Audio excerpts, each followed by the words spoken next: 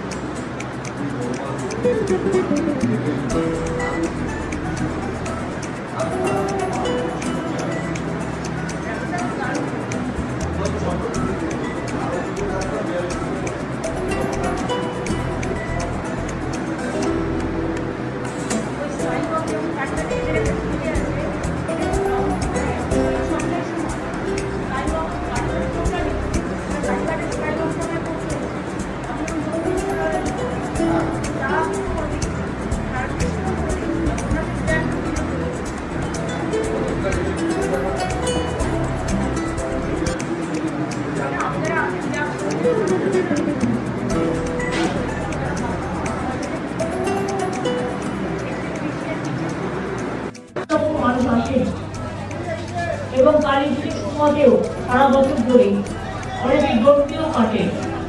তো আমি অনেকদিন ধরেই জানতাম, কিন্তু আমার কালী পুজো যেহেতু বাড়িতে হয় তাই সেই সময়টা আমি আসতে না পারলেও আমাকে অনেকদিন ধরেই আমি সবসময় বলি কেউ তারা যখন ডাকে তখন হয়ে যায়।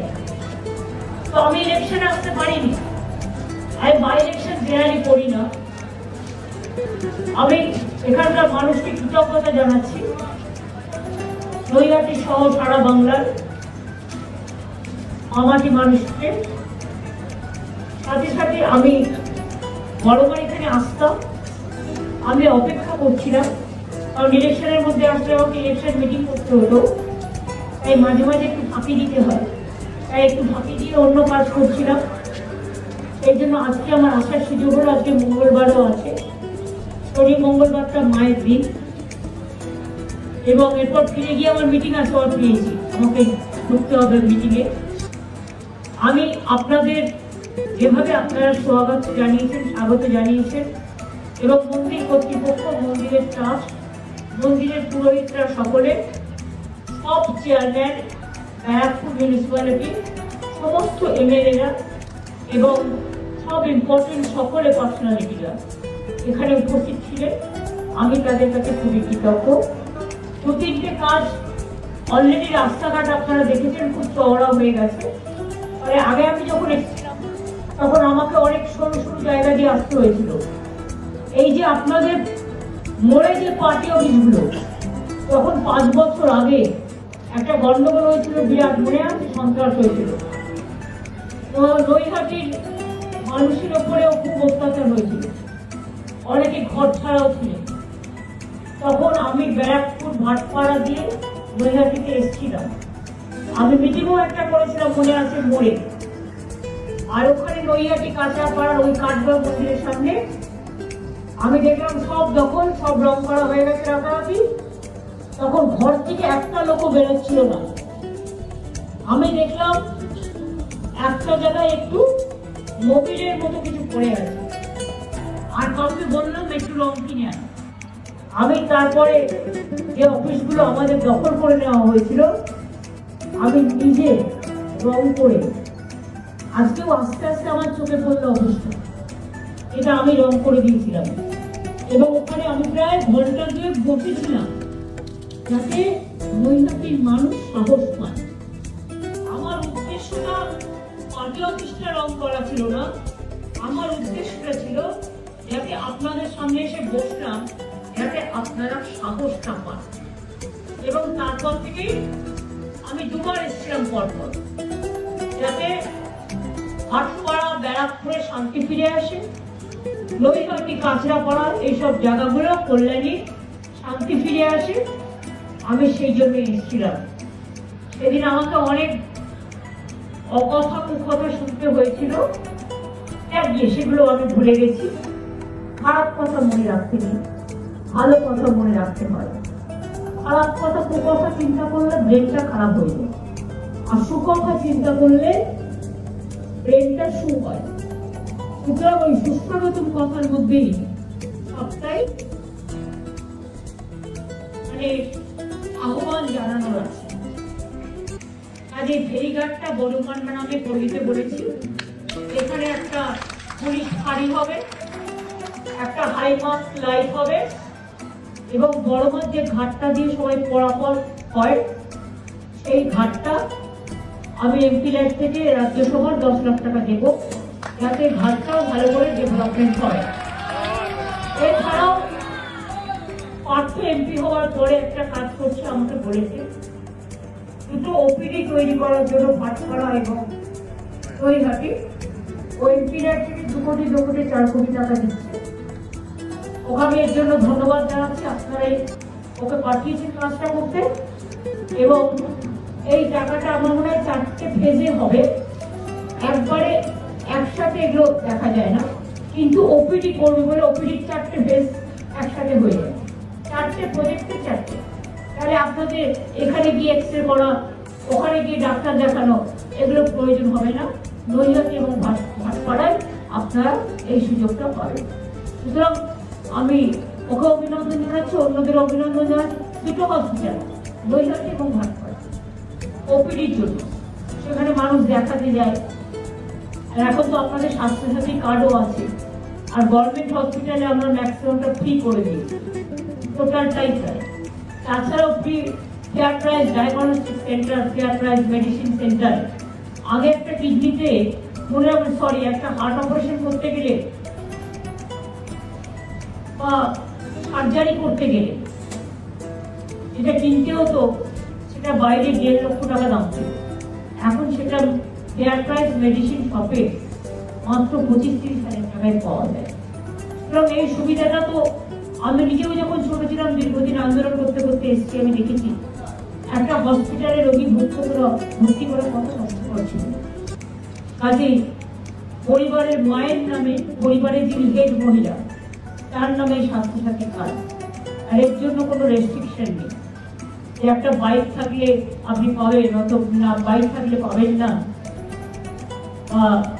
একটা পাকা বাড়ি থাকলে পাবেন না, এসব আমাদের এখানে নেই। সে লক্ষ্মীর ভান্ডারী বলুন, আর স্বাস্থ্যসাথী বলুন, আর সবুজ সাথী বলুন, আর ট্যাবি বলুন, আর কন্যাশ্রী বলুন, বা শিক্ষাশ্রী বলুন, বা মেধাশ্রী বলুন, বা যোগশক্তি বলুন, ঐক্যশ্রী বলুন, অনেক আমার মুখস্থ আছে। আমাদের জন্ম থেকে মৃত্যু আমাদের প্রায় 57টা প্রজেক্ট আছে। আজ এটা সবই আপনারা করেছেন, আমি কিচ্ছু করি। আমি উপলক্ষ মাত্র, আপনারা ডাকেন তাই আসি। আজ এই সবটাই আপনারা করেছেন, আমি কৃতজ্ঞ আপনাদের প্রতি। সবাইকে কৃতজ্ঞতা জানাই, প্রণাম জানাই, সালাম জানাই, জোহর জানাই। আর বড় মাই যেন থাকে।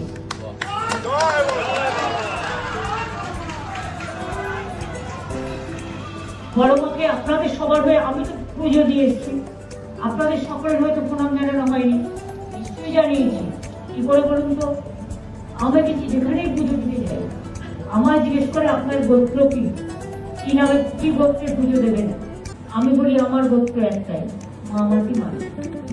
আমি মামাটি মানুষের নামে পুজোটা দিয়ে গেলাম এবং মাকে বলি কালী কালী মহাকাল কালীকে থেকে বড় মন্ত্রী বলে, এক এক রকম বলে।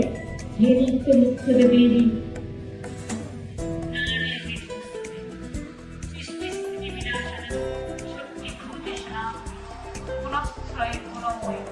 নারায়ণের অবস্থে স্বর্ণাগত বিনাশ পরিত্রাণ পরায়ণে সর্বশক্তিময়ী দেবী নারায়ণের অবস্থে। আমি দেখলাম এখানে শিবের মহাদেবের ছবি আছে এবং শিবের মূর্তিও আছে। তাই বলি ওম মহাদেব মহাকালম মহাযোগী মহেশ্বর মহাপাপহরম দেব মহাকারায় নমঃ। আর দেখলাম একটা রাধাকৃষ্ণ আছে, হে কৃষ্ণ করুণা সিন্ধু দীন বন্ধু জগৎপতি গোপীশ রাধাকান্ত গোপীশ জগৎকান্ত রাধাকান্ত কি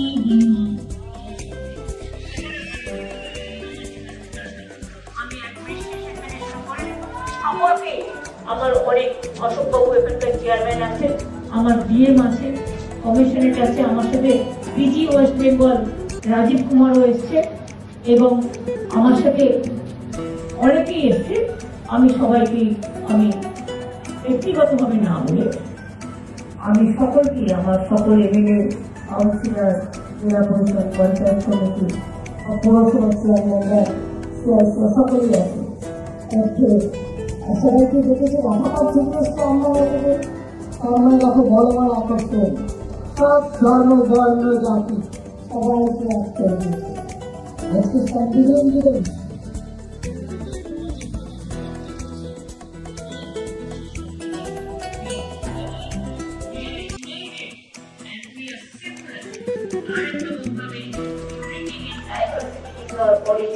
এটা কোথাও করে না, এমন দেশটি কোথাও খুঁজে পাবে না তুমি, সকল দেশের রানী সেটি আমার। আজকে সকলকে প্রণাম জানিয়ে আজকের দিনে বিশেষ করে সংবিধান প্রণয়িতাদের, তাছাড়াও ঋষি বঙ্কিমচন্দ্রের পবিত্র জায়গা এটা। মনে রাখবেন দুটো জিনিস, রবীন্দ্রনাথ ঠাকুরের জাতীয় সঙ্গীত জনগণ মনোরী, কবিগুরু রবীন্দ্রনাথ ঠাকুরের করা, এটা দেশের জাতীয় সঙ্গীত। আর আমাদের যেটা ন্যাশনাল সং, জাতীয় সঙ্গীতটাকে বলা হয় ন্যাশনাল আন্তর, আমাদের যেটা ন্যাশনাল সং সেটাকে বলা হয় বন্দে মাতরম।